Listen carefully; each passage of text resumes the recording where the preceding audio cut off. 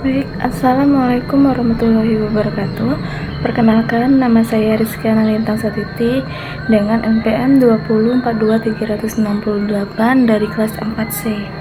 Di sini saya ingin menjelaskan materi mengenai elemen kurikulum 2013 dan kurikulum merdeka. Adapun submateri yang ingin saya bahas mengenai elemen kurikulum 2013 dan kurikulum merdeka itu ada standar kompetensi lulusan atau disingkat dengan SKL, yang kedua itu ada standar isi, yang ketiga itu ada zonasi dan domisili. Selanjutnya itu ada standar kompetensi lulusan atau disingkat dengan SKL kurikulum 2013.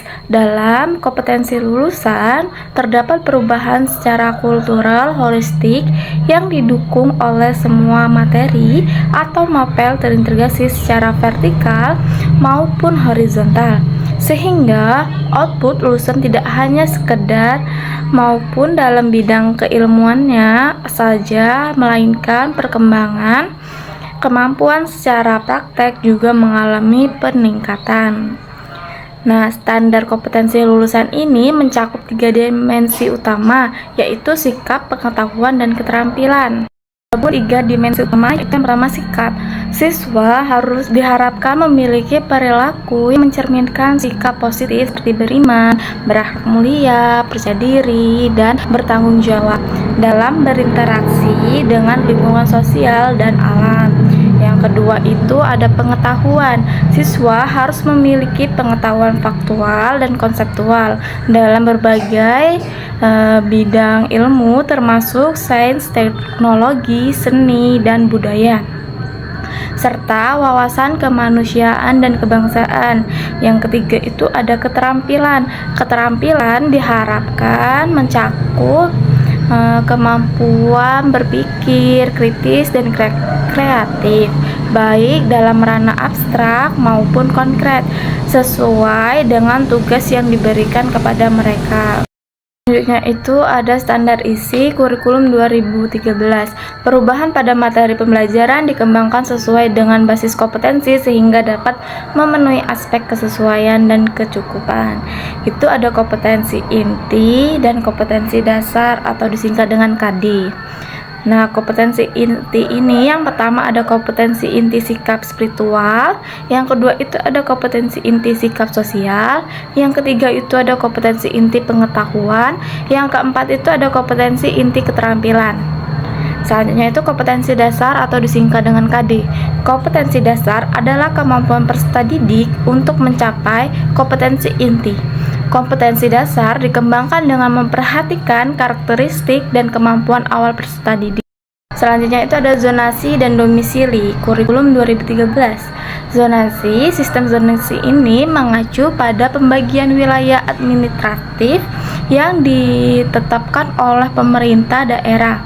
Calon siswa harus berdomisili dan dalam zona tersebut berdasarkan alamat yang tertera di kartu keluarga atau KK.